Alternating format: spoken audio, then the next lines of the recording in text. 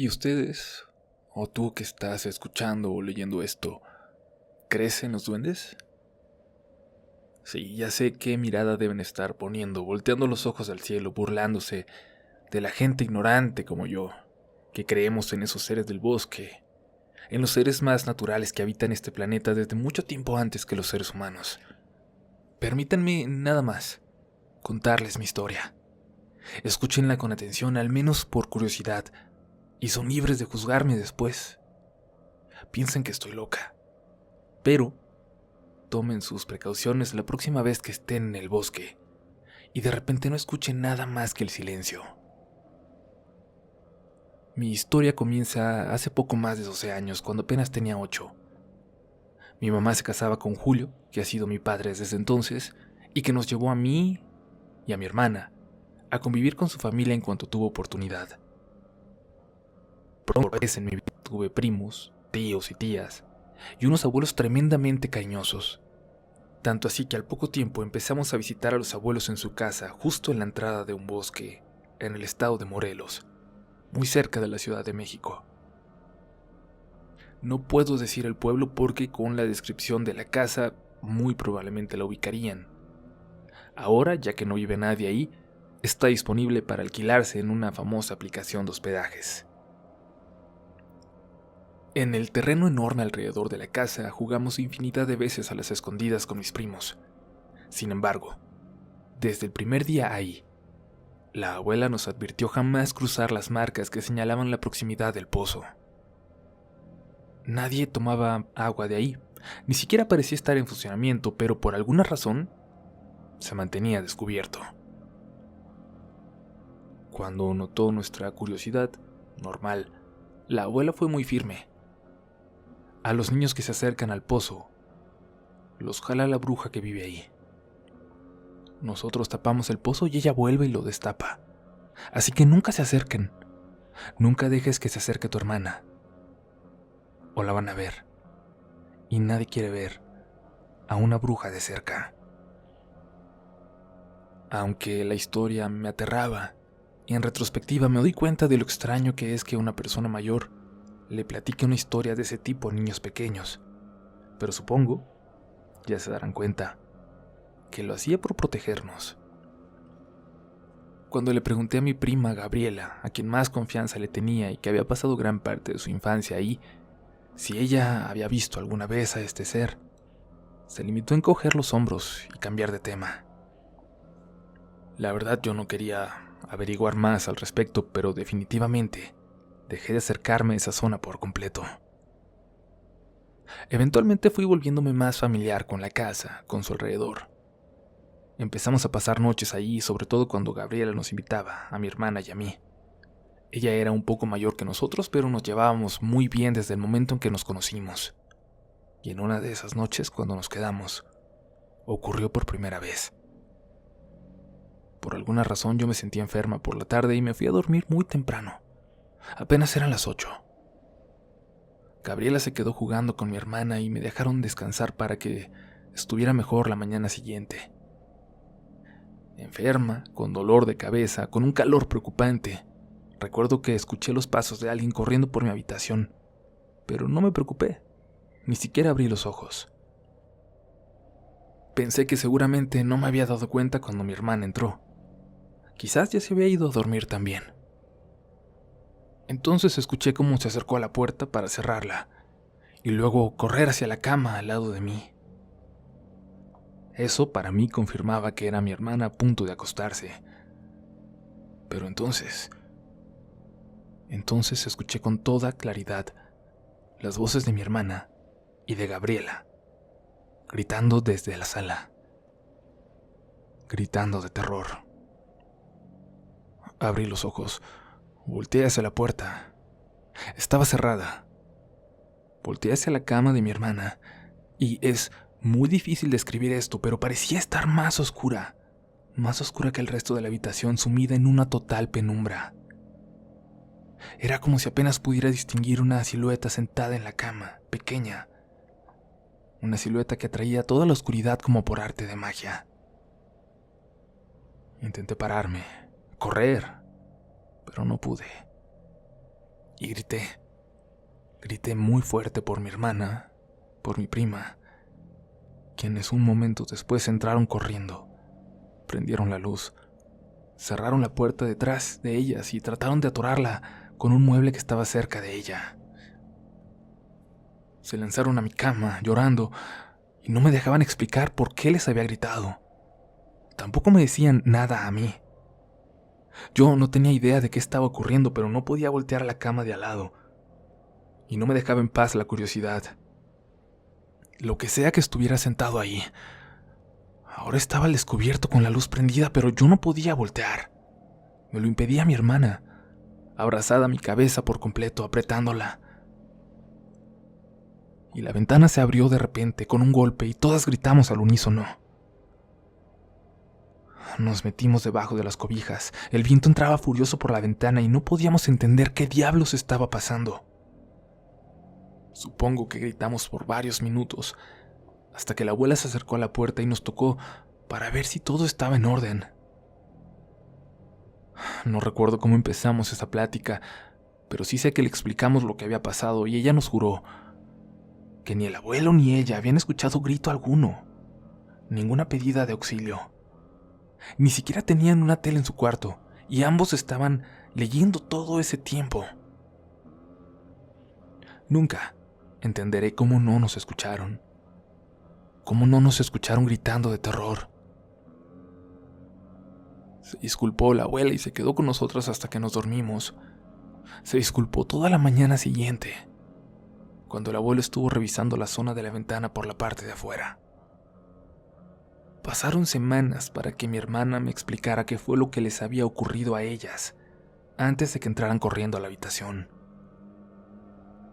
Todo comenzó cuando mi prima le contaba a mi hermana una historia de terror sobre la bruja que salía del pozo. Mi hermana sabía que lo estaba inventando. Nosotras no creíamos en esas cosas, pero la seguía escuchando divertida. Mi prima le contaba una historia parecida a la de La Llorona. Decía que los vecinos habían decidido tomar venganza en contra de la bruja por todos los niños que habían desaparecido en el pueblo. Así que fueron a buscarla a su casa. Lo único que encontraron, sin embargo, fue a su hijo pequeño, y decidieron tomar venganza. Lo encerraron en el pozo, y de repente la figura de un enorme sopilote llegó volando del cielo y se lanzó en picada por ese agujero en busca del niño.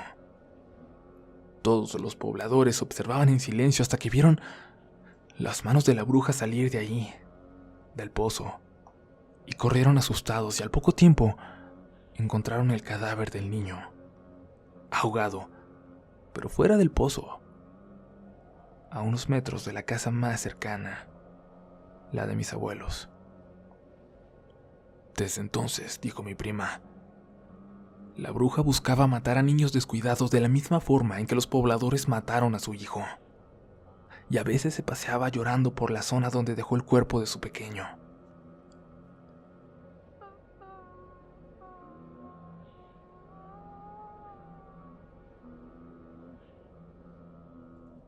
Al contar esa parte, un llanto se escuchó desde la ventana justo detrás de mi hermana. Mi prima volteó a ver hacia allá y no pudo ocultar una mirada de terror. Mi hermana no sabía qué había a sus espaldas, pero por un momento pensó que sería yo, que estaba de acuerdo con mi prima en jugarle una broma macabra.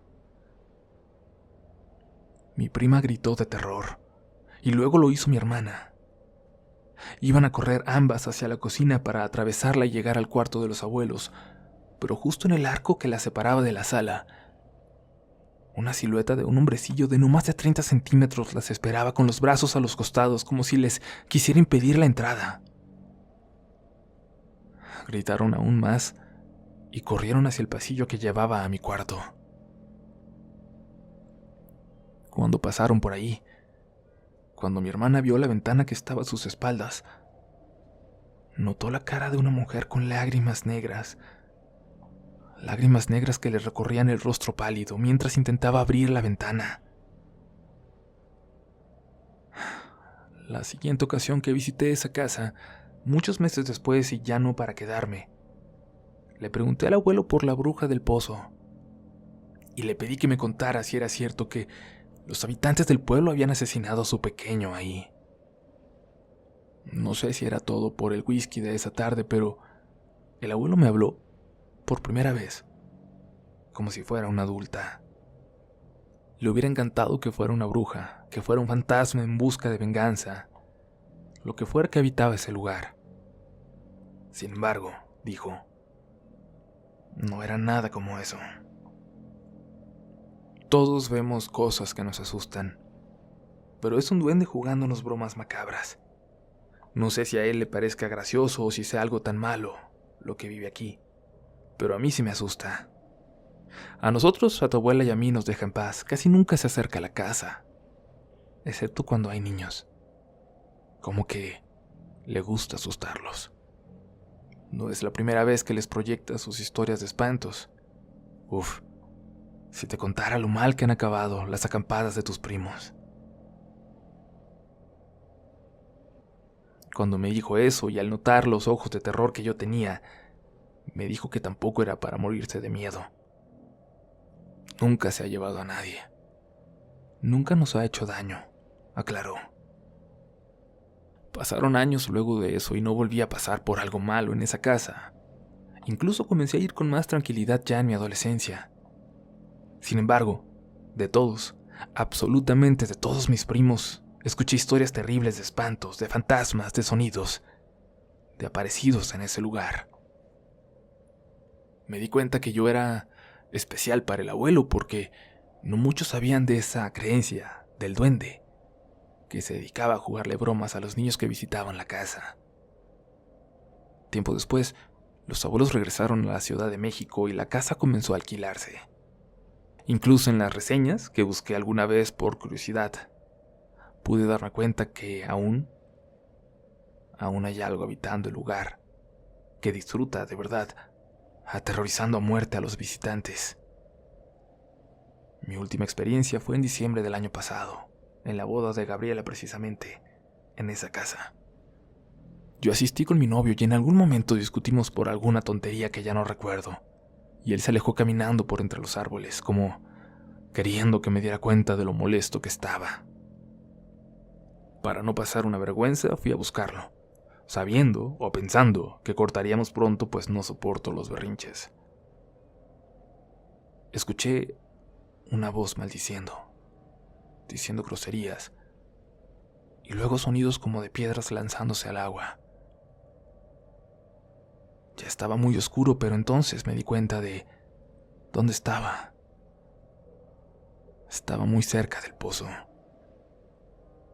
Caminé un poco más esperando ver a mi novio, pero me encontré con ese lugar y con la figura de un hombre de proporciones muy pequeñas sentado en la orilla de lanzando piedras al pozo. Tenía el cabello largo, blanco, a media espalda, pero estaba notoriamente calvo de la parte superior de la cabeza.